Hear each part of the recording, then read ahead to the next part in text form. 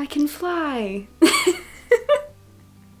This is what happens when I film the clip that I need to take for a thumbnail.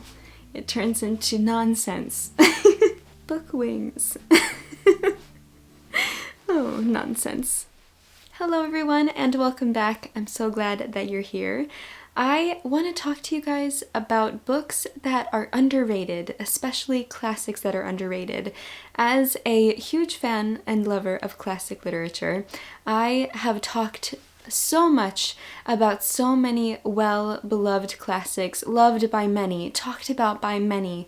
But what about the books that not everyone talks about? What about the books that deserve more love? I recently had this idea when I was given books by one of you guys, one of my subscribers. My last video I hauled these books and they are from Harris. They were gifted to me from Harris and they are Sigrid Undset's Kristin Lavransdatter, which is a series. It's a story broken up into 3 separate books. So we have volume 1, 2, and 3. And I hadn't heard a lot about these books. And then I showed you guys them in my haul, my last video, and I got amazing feedback in the comments. Everybody was talking about how they really liked this story and that they were so happy to see a writer from Norway be represented, and that got me thinking about all the classics that are out there that aren't getting enough love, that people love but not enough people are talking about. Now, we always talk about our beloved Leo Tolstoy and Charles Dickens and Jane Austen and the Bronte sisters and Fyodor Dostoevsky and so many amazing writers that I talk about all the time as well, but what about the writers that don't get talked about enough? So that is what today's video is about. I'm going to be going through my shelves and showing you guys on my own TBR the books that don't get talked about enough that I haven't read yet but I'm excited about. Number 1, to tell you guys that these books exist and that I'm interested in them, tell you a little bit about what they're about, and then hopefully you guys can give me your recommendations and tell me in a comment what books you think deserve more love, need to be talked about more, specifically under the classics genre. So if they're 50 plus years old, that's kind of what I always consider a classic. But I love classic literature. I love talking about classic literature, but I feel like it's time to change things up and talk about books that I don't always talk about. So let's go to my bookshelves and see what books I don't talk about enough. Number 1, because they're underrated, and number 2, because I haven't read them yet. There is simply no better publisher to start with than Persephone Books. Persephone Books is a wonderful publisher that specializes in out-of-print books, especially by women. They do publish some books that are still printed regularly today, but they specialize in out-of-print books that deserve more love. And so what better publisher to really highlight in this video? So the book that I have not read is Little Boy Lost, and it is by Margarita Lasky. Now, I love Persephone Books. I love what they do, and I think that they are wonderful. They are based in the UK. I definitely know they have a location in Bath. I believe they have one in London, but I'm not 100% sure. So they are just a fantastic publishing company. If you are unaware of them, I highly recommend you check out their catalog of books. Anyway, Little Boy Lost, I have not read it yet, so let's read the synopsis because I remember what this book is about. Vaguely. The French flap starts with a quote and then it tells you about the synopsis, so I will read the quote. Jean, he said, I know your name, but I don't believe you know my name, do you? Jean looked up from his syrup and said, No, monsieur. My name is Hilary. Have you ever heard it before? He could detect no flicker of awareness in the boy's face as he answered no and bent to his syrup again. I can't go on questioning him, he said to himself in despair. It's agony for both of us, and it gets us nowhere. So that is the quote from the book, and then it says, the image of a deeply divided post-war France, still prostrate from its brutal invasion, is brilliantly and chillingly evoked. Hilary Wainwright, poet and intellectual, returns after the war to a blasted and impoverished France in order to trace a child lost 5 years before. The novel asks, is the child really his, and does he want him? These are questions you can take to be as metaphorical as you wish. The novel works perfectly well as straight narrative. It has the page-turning compulsion of a thriller, while at the same time being written with perfect clarity and precision. Doesn't that just sound incredible. So I really want to read this soon. I love the concept of post-war France. I think war fiction, whether it's before the war or after the war, during the war, I think it's so fascinating how war really interrupts people's lives and how it changes people and what it affects, and this idea of this parental figure trying to search for, what is it, his son? I don't know if it's his son. I just think that this story sounds incredible and I desperately want to read it, so I thought that I would tell you guys about it as well. The next book is by an author that I have heard a little about but not a lot about, and that is Enid Blyton. This is her nature stories. Now, I have heard a little bit about Enid Blyton on YouTube, and that's how I found her, and I found this book. I haven't read it yet, but I'm very excited to. It is her nature stories, and this is basically a collection of stories about anthropomorphic animals, I believe. If you guys know me, you know, number one, I love nature. I love nature stories. Number two, I love middle grade books, and this is a middle grade book. And number three, I have an affinity, an adoration, a love for anthropomorphic animals. I just think they are so wonderful, and I love reading about them. So the back says, meet the crab looking for a new shell, and the bat who befriended a dormouse. Travel from forest to riverbank, back garden to beach, in this wonderful collection of stories that celebrate the natural world around us.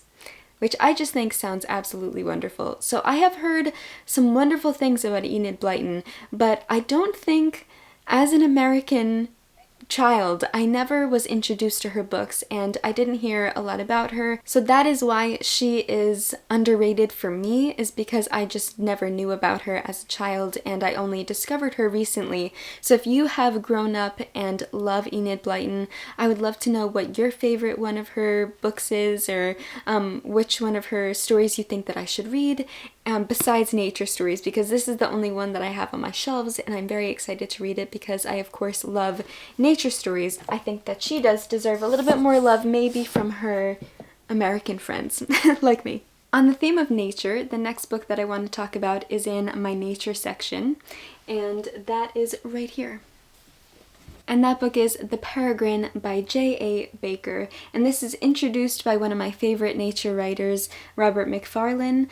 I love, again, I will say it again, I love nature stories, and this is a story about a naturalist, a bird watcher, watching a peregrine. So I will read the back so that I do the book justice. The Peregrine tells of a harrowing and enraptured journey to the limits of the human.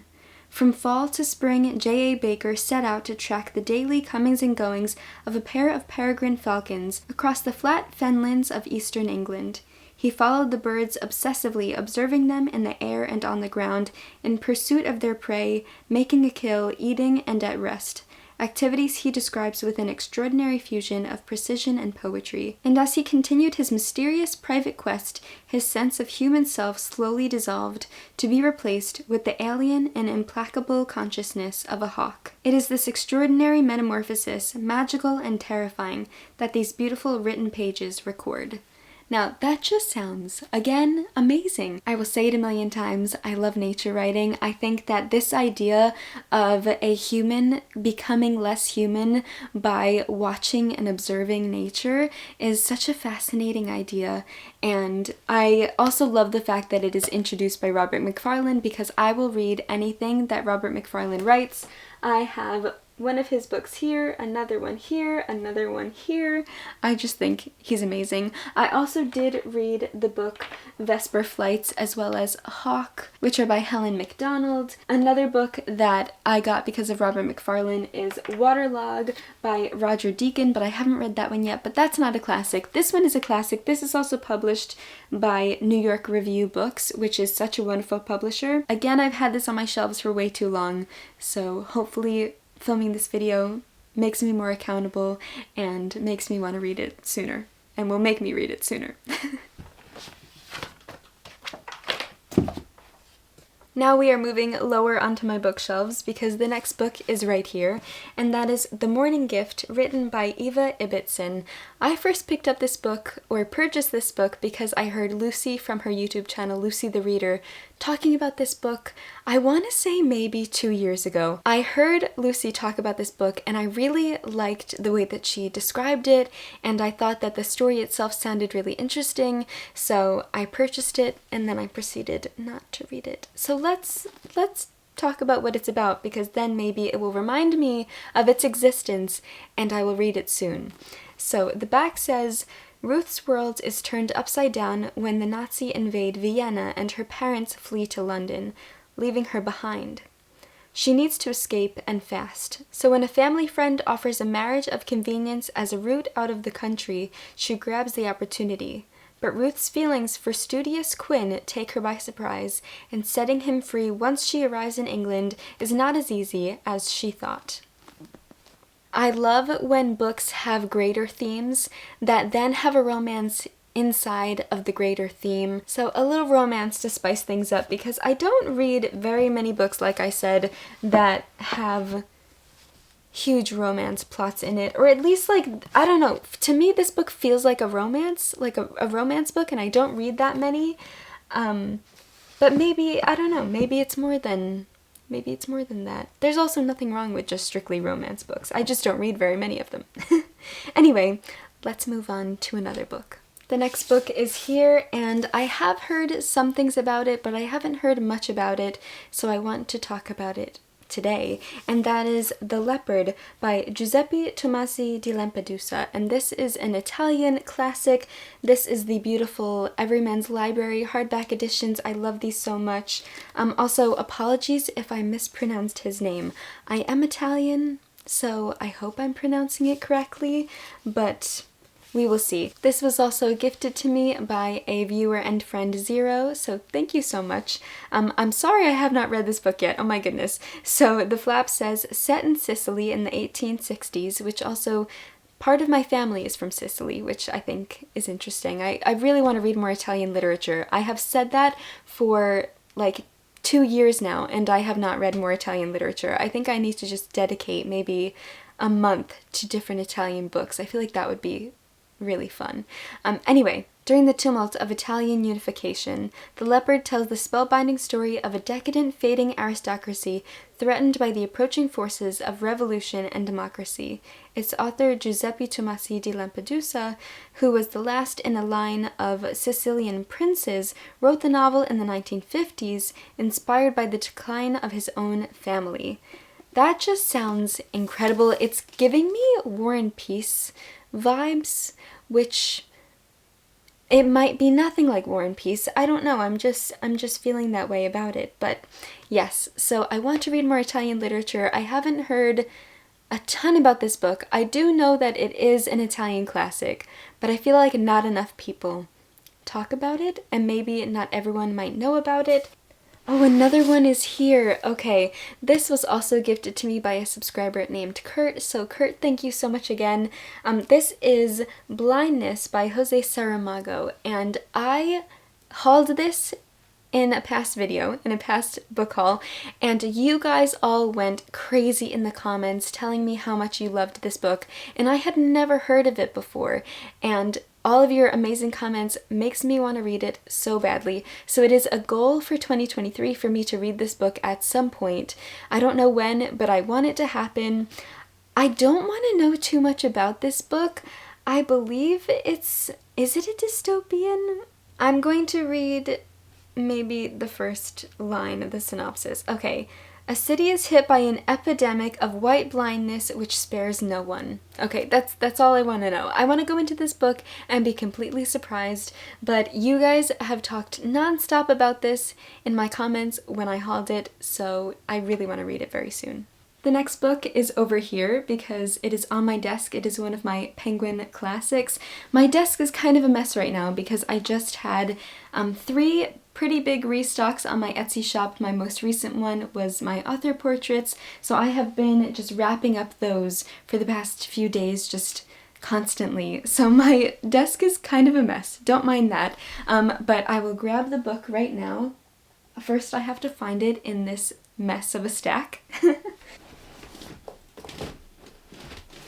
Okay. The next book is The Epic of Gilgamesh. Now, I know that this is a very classical classic, but no one talks about it, and how I found out about it is kind of funny, or at least I think it's funny. So like I said, one of my favorite nature writers is Robert Macfarlane, and he is also friends with one of my favorite singers and songwriters and actors, Johnny Flynn. If you have seen the 2020 adaptation of Emma, then Johnny Flynn played Mr. Knightley, and he is also a fantastic musician and singer, and he is friends with Robert Macfarlane, and they co-wrote Johnny Flynn's and Robert Macfarlane's most recent album of music called Lost in Cedarwood, and the whole album is inspired by the Epic of Gilgamesh. So when that album came out, I believe in 2021, I fell in love with the album, and I was listening to a podcast where they were talking about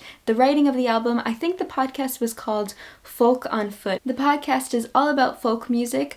I don't know a ton of folk music, but I do love Johnny Flynn's music. So anyway, I bought it in 2021 when the album came out, and when I learned that the album is based off of this story, the lyrics tell some of the story of the Epic of Gilgamesh, so I want to read this book and then listen to the album over again and just have a better understanding and appreciation of the stories that they are telling in their music. So the back says, mysteriously preserved on clay tablets dating back as far as 4,000 years, the poem of Gilgamesh is the world's oldest epic, predating Homer by many centuries. The story tells of Gilgamesh's adventures with the wild man Enkidu and his arduous journey to the ends of the earth in quest of the Babylonian Noah and the secret of immortality. In addition to its themes of family, friendship, and the duties of kings, the Epic of Gilgamesh is above all about mankind's eternal struggle with the fear of death. So I remember hearing the songs, and there is a song about Enkidu. I don't know if I'm pronouncing the name correctly. I think it's Enkidu. But anyway, I highly recommend you give Johnny Flynn's album Lost in Cedarwood a listen if you haven't, and you can hear parts of the story that they tell in the music, and I really want to read this while listening to the music as well. I just think that that would be a great experience. But yes, older than Homer, predates so many stories, and I feel like it's a book that we don't hear as much about. Like, we hear about Homer and the Odyssey and the Iliad so much, but I don't hear a lot of people talking about the Epic of Gilgamesh. And I love the idea of man's eternal struggle with the fear of death and searching for mortality, or the secret to immortality. I think that that's so fascinating. So I really want to read this, hopefully soon. So thanks to Robert Macfarlane and Johnny Flynn for introducing me to this book. Now all I need to do is actually read it. So here we have 7 underrated classics. I'm sure I could have found more underrated classics on my shelves, but I feel like most of them are relatively read and highly rated. I don't know if too many of them are majorly unknown, but I definitely don't hear a lot about these, so I wanted to point them out in this video. Anyway, I would love, love, love to know what books that you think aren't talked about enough, that you think I should read, ones that are on your TBR, ones that you have already read that you love. So I hope that maybe one of these sounded interesting to you and you'll pick up an underrated classic. Again, that's all kind of personal preference. Maybe you don't think one of these is underrated, but for me, I don't hear too many people talking about them, so that's why I wanted to talk about them today. And hopefully this will hold me accountable for actually reading some of these books sooner rather than later, and to stop putting them off for so many years. Anyway, I hope you enjoyed. I look forward to hearing all of the books in the comments that you think are underrated, that I should read, and that we should all read, and I will see you soon in another video. Thank you so much for watching. I hope you are having a wonderful day wherever you are, and happy reading. What is this? I'm trying to wave with my arm full of books.